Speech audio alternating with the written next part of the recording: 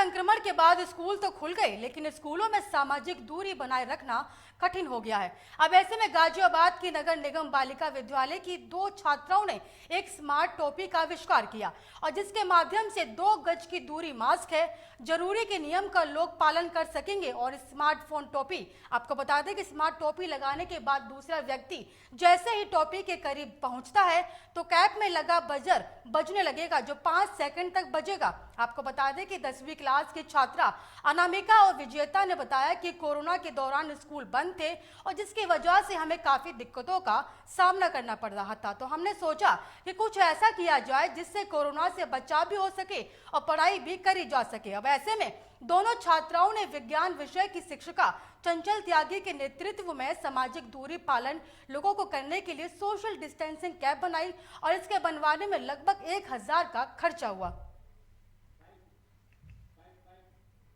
देश भर में कोरोना महामारी से जो सरकारें हैं, तमाम जो संस्थाएं हैं, वो निपटने के लिए एक कोई ना कोई रास्ता जो है वो अपना रही है, तरीका जो है वो लोगों तक पहुंचा रही है। इसे निपटने के लिए हर एक संभव प्रयास किया जा रहा है, तमाम देश लगा हुआ है। उसी बीच उत्तर प्रदेश के जिला गाजियाबाद के अंदर नगर निगम बालिका इंटर कॉलेज सिहानी में है ये स्कूल पढ़ता है। आपको बता दूं कि 2 छात्रा हैं जिनका नाम विजेता और अनामिका है, जिन्होंने एक उपकरण ऐसा तैयार कर दिया जिससे सोशल डिस्टेंसिंग का पालन कर पाएंगे। आपको बता दूं कि स्कूल में ये आधुनिक चीज़ जो है वो तैयार किया है। टोपी है, टोपी में सेंसर लगा रखा है, क्योंकि टोपी जो है वो हर कोई नहीं लगा सकता, इसीलिए इनको आने वाले दिनों में कुछ दिनों बाद भी उसमें काम करेंगे और ये आई कार्ड के जरिए जो है वो सोशल डिस्टेंसिंग का पालन करेंगे।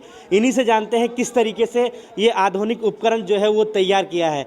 क्या नाम है आपका? सर मेरा नाम अनामिका है।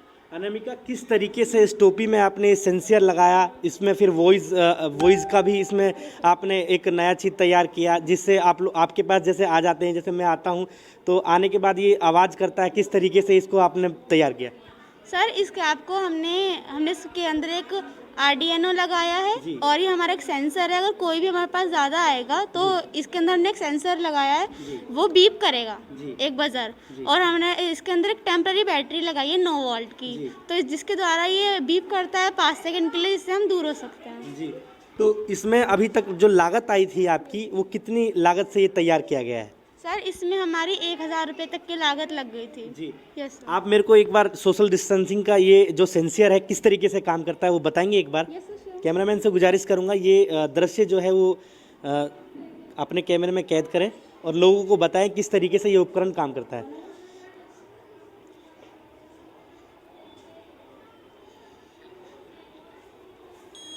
ये देखिए, ये कैमरा है और ये टोपी है, और टोपी के अंदर जो जितना मैन्युफैक्चरिंग किया गया है, जितना आधुनिक चीज़ उपकरण जो है ये तैयार किया गया है, इसने पास में आने के बाद तुरंत 5 सेकंड के लिए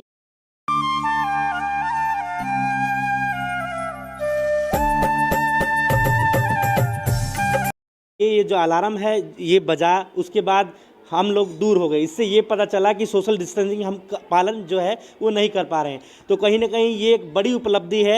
ये नगर निगम बालिका इंटर कॉलेज में पहले भी कई बार ये चर्चाओं में रहा, क्योंकि इस तरीके के उपकरण जो है वो बनाते रहते हैं।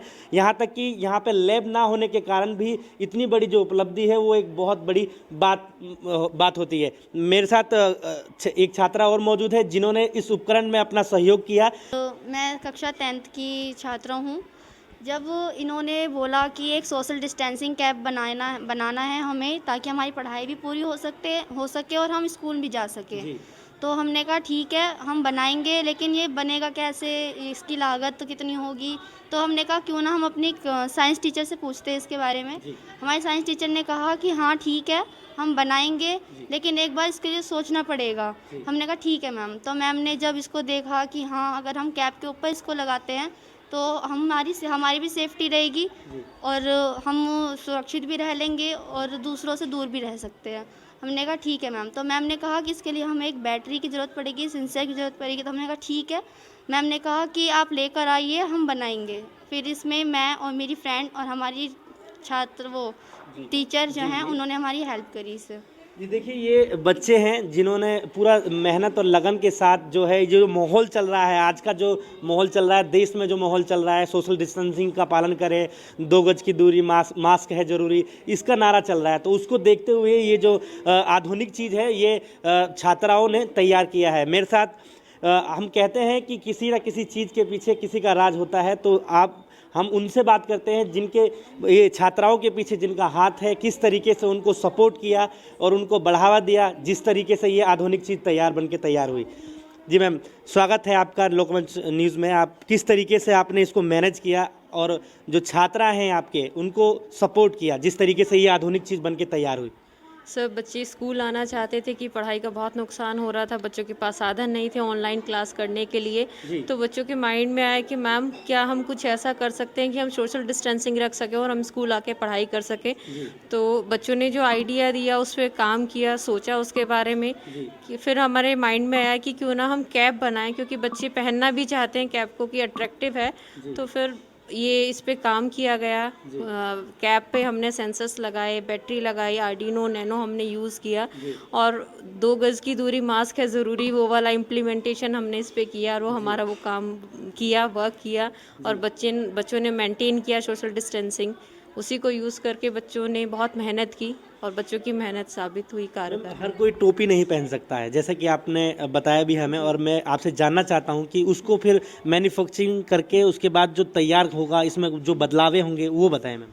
अगर हम कैप के लिए कहें कि जो छोटे बच्चे हैं, छोटे स्टैंडर्ड के बच्चे हैं, उनके लिए तो इजी है कि वो कैप वियर कर सकते हैं। जो अभी सामने इसमें सब चीज़ें बाहर दिख रही हैं, जब हम इसको प्रोडक्शन के लिए अगर हम इसको करें तो ये सब चीज़ें हम अंदर इनको इनबिल्ट कर सकते हैं ना, बहुत मुश्किल है। तो हमने सोचा है कि हम इसको और नैनो फॉर्म में लेके आएँ और आई कार्ड में हम इसको इंसर्ट करें कि बच्चों को आई कार्ड पूरा टाइम वियर करना होता है। स्कूल में एंट्री करने के बाद और स्कूल से जाने के बाद तक बच्चे को वियर करना होता है। तो नेक्स्ट स्टेप यही है, सोच रहे हैं उस पर काम करने की कोशिश है, इम्प्लीमेंटेशन करें जल्दी उस पर। देखिए, इस आधुनिक सोशल डिस्टेंसिंग का जो आधुनिक उपकरण बनाया गया है छात्रों द्वारा और अध्यापका द्वारा, उसमें कहीं ना कहीं बदलाव होने वाला है। इसको बेहतर बनाने के लिए आई कार्ड के जरिए भी इसको तैयार करेंगे। मैं बात करना चाहूँगा यहाँ पे नगर निगम की जो बालिका इंटर कॉलेज की जो प्रिंसिपल हैं, उनसे बात करूँगा कि बच्चे के पास सब कुछ सुविधाएँ नहीं होने के बावजूद भी किस तरीके से उन तक सेवा जो है वो पहुंचाते हैं, वो मदद करते हैं, सपोर्ट करते हैं। तो अहम भूमिका प्रिंसिपल जो इंटर कॉलेज की हैं उनकी ज़्यादा रहेंगी। मैम, स्वागत है आपका। क्या कहना चाहेंगे, क्योंकि बच्चे के पास किसी भी तरीके का अभी लैब नहीं है, लैब की नामौजूदगी के बाद इतनी बड़ी उपलब्धि, क्या कहेंगे? सर, इसके लिए मैं कहना चाहूँगी कि हमारे विद्यालय को, हमारे नगर निगम के विद्यालय हैं और नगर निगम के विद्यालय होने के नाते मैं चाहती हूँ अपने नगर आयुक्त जी से और अपर नगर आयुक्त जी से कि वो हमारे यहाँ लैब बनवा दें और लैब की इसकी साइंस की मान्यता भी दिलवा दें, क्योंकि कॉमर्स की मान्यता तो शायद आ जाएगी, क्योंकि वो मैं अप्लाई कर चुकी हूँ, लेकिन साइंस की मान्यता लैब ना होने के कारण मैं वो नहीं ले सकी। तो आगे मेरा ये इन बच्चों के साहस को देखते हुए और अपनी टीचर का जो मैंने विवेक देखा कि किस तरह वो बच्चों को दोनों को बाहर निकाल के लाई पूरे स्कूल से, यानी कि 1000 बच्चों में उन्होंने ये दिखाया कि ये 2 बच्चे इस काम को कर सकते हैं। तो आगे मेरा भी भरसक प्रयास रहेगा कि मैं हर आदमी से मिलकर यही कहूँगी कि मेरे स्कूल को सुविधाएं जुटाई जाएं।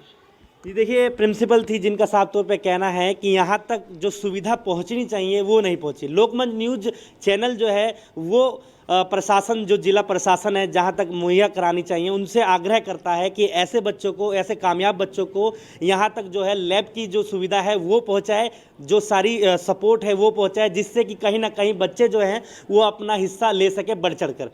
गाजियाबाद से अजीत रावत की रिपोर्ट, लोकमंच न्यूज़।